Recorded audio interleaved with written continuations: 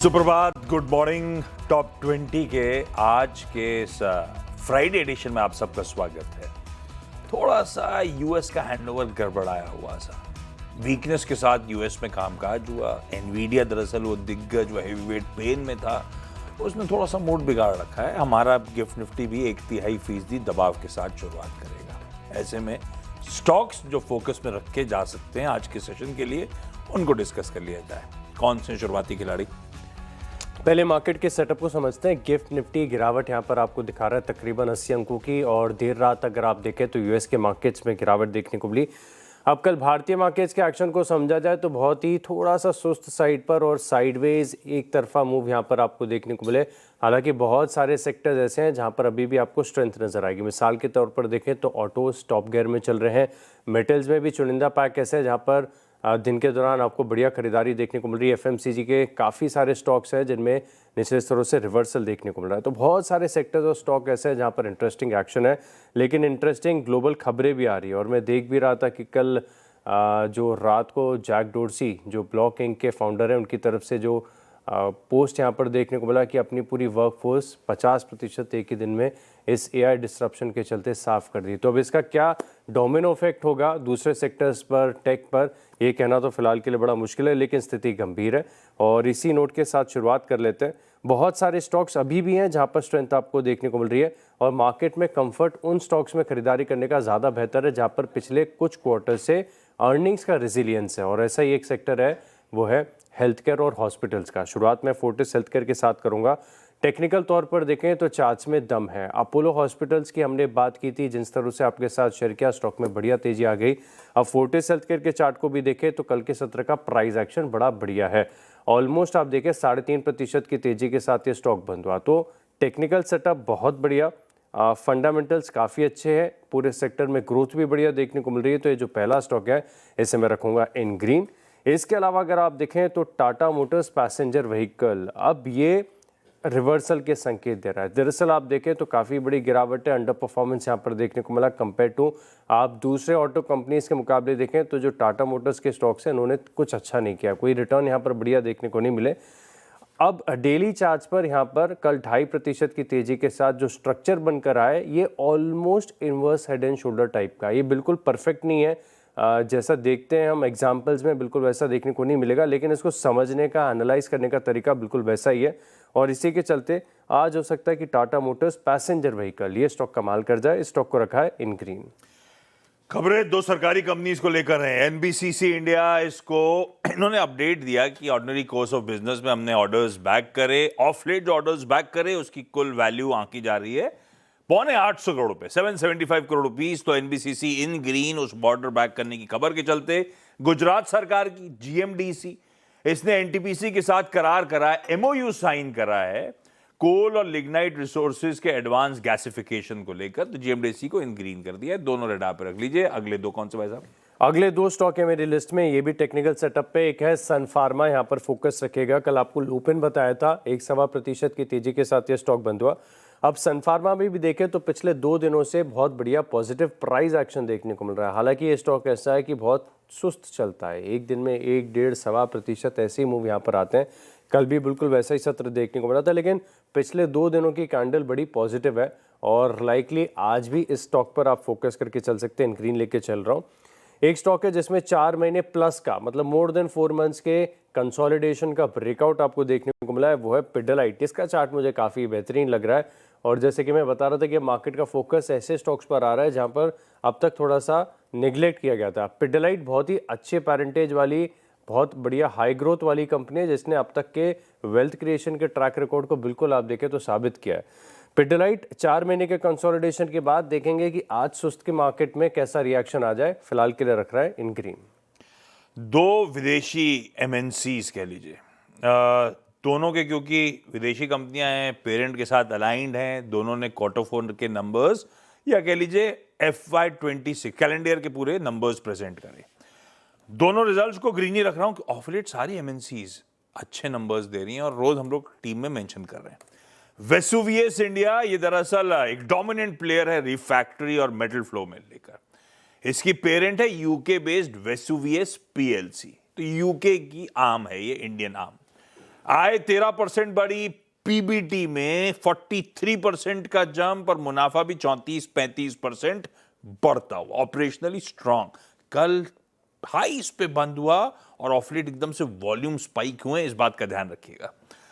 John cockerel India, ये दरअसल company जो है इंजीनियरिंग प्लेयर है, ये जानी जाती है हाई एंड इक्विपमेंट स्टील और मेटल इंडस्ट्री के लिए बनाने के लिए, और बेल्जियन की जो जॉन मैकरेल ग्रुप है, जॉन कॉकरेल ग्रुप, उसी का आर्म है, इंडियन आर्म। नंबर्स आय में 41% का jump, profit before exceptional item and tax, पहले 1.8 करोड़ का घाटा था, इस बार 9.5 करोड़ का मुनाफा कर डाला, और नेट लेवल्स पे भी लॉस से मुनाफे में लौटती हुई।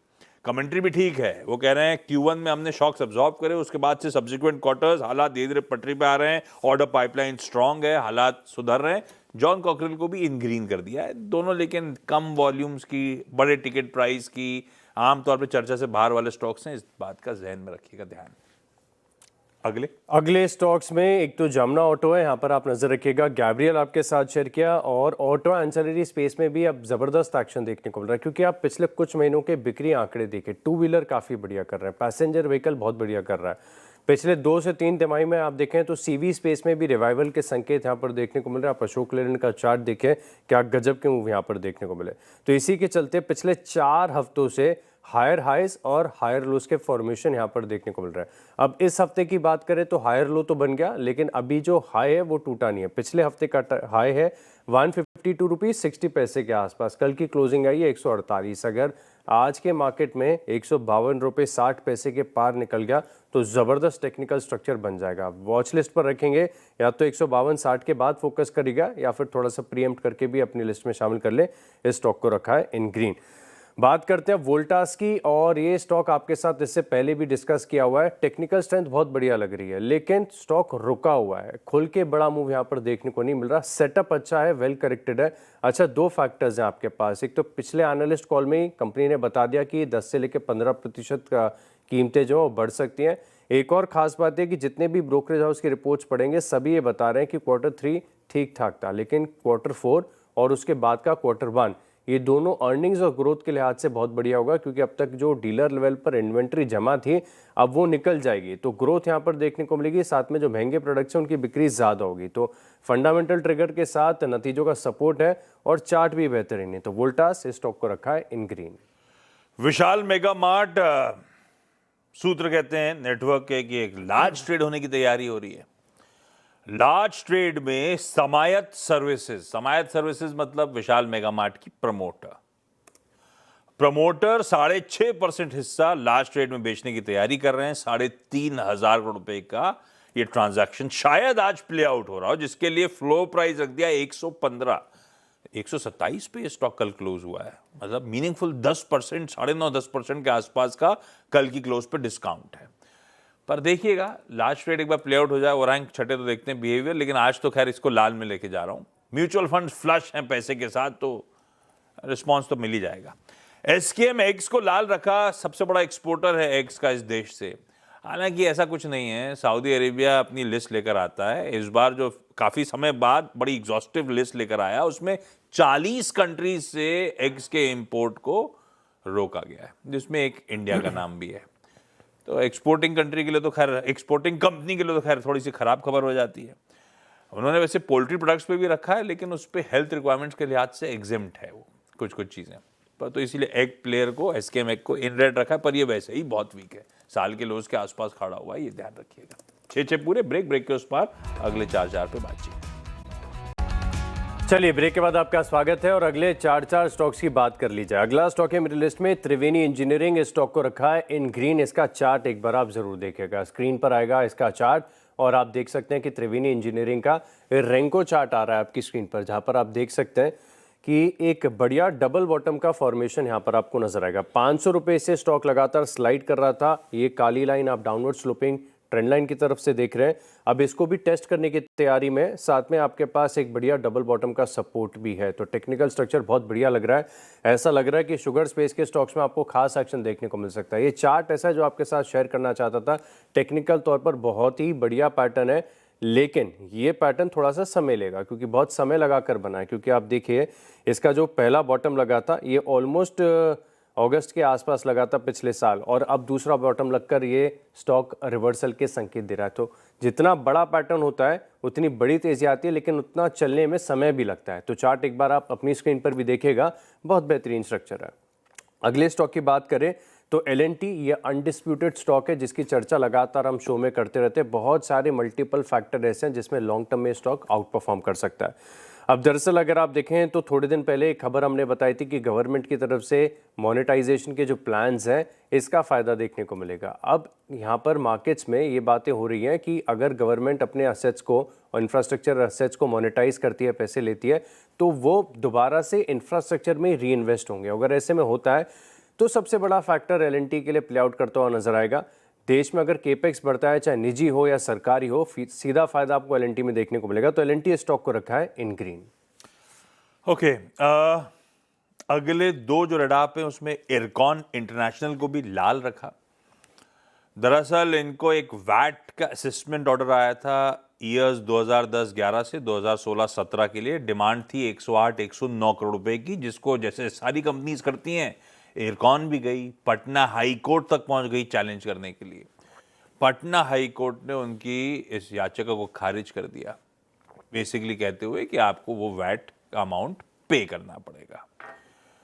तो इनकी रिलीज कहती है अब तक हमने 27 करोड़ रुपए तो भर दिए थे, 81-82 करोड़ रुपए भरने की अब जरूरत पड़ेगी, लेकिन हम अपने इंटरेस्ट को प्रोटेक्ट करने के लिए और देखेंगे फर्दर रिकोर्स क्या लेना है, देखते हैं। लेकिन इरकॉन के लिए इनके एक क्वार्टर से ज़्यादा का हो गया मामला, तो प्रॉफिट्स का लास्ट क्वार्टर के प्रॉफिट से ज़्यादा ही इनके फेवर से जो बियॉन्ड जजमेंट चला गया है। इरकॉन इंटरनेशनल लाल रख दिया है। और वो कौन सा आज स्टॉक्स न्यूज़ उतारे थे, वो OFS के ठंडा रिस्पॉन्स मूड खराब ही है। ये पिटे हुए स्टॉक्स, साल के लोज पे खड़े हुए स्टॉक्स पे भी बायर इंटरेस्ट नहीं आ रहा, तो थोड़ा सा दूर रहें तो बेहतर ही है। अगले दो कौन से? आखिरी दो स्टॉक हैं, एक तो वेंकीज है। खबर आपने बहुत अच्छी तरीके से समझा दी, लेकिन सेंटिमेंटल इम्पैक्ट। अच्छा, वेंकीज की खास बात है कि इसके अर्निंग्स में कभी भी एक तरफा की ग्रोथ आपको देखने को नहीं मिली। शायद पिछला क्वार्टर अच्छा था, लेकिन इससे प्रीवियस क्वार्टर्स में देखें तो स्टॉक ने खबरों के बाद रिएक्शन तो बहुत तगड़ा देता है, लेकिन नंबर्स कभी इतने अच्छे सस्टेनेबल देखने को नहीं मिलते।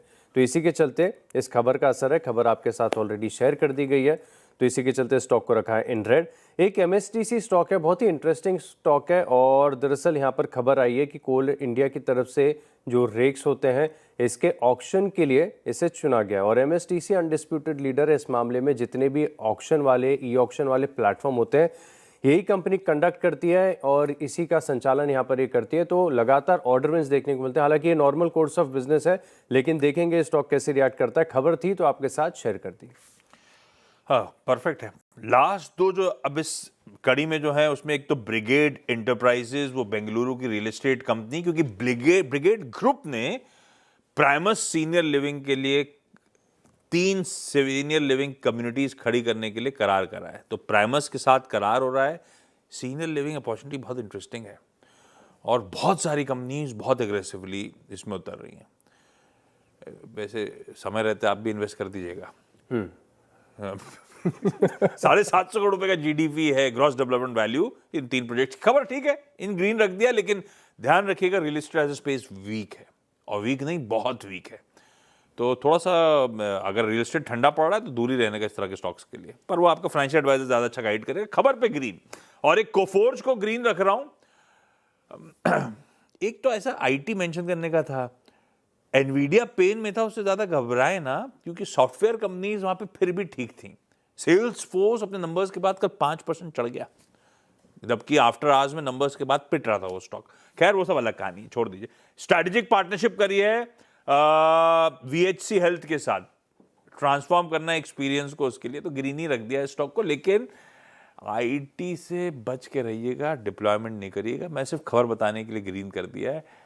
IT जब तक वो अननोन का फेयर बना रहेगा ना, तब तक ये स्टॉक संभलेंगे नहीं, और वो फेयर खत्म हो ही नहीं रहा है। अभी कुछ देर पहले हॉर्मास से चर्चा हो रही थी, कौन सी जैक डॉर्सी की कंपनी है, ब्लॉक, सब यही के चलते क्या क्या नहीं कर रहे हैं। अभी जब ग्लोबल क्यूज पे डिस्कशन आएगा तब मैं बात भी कर लूंगा।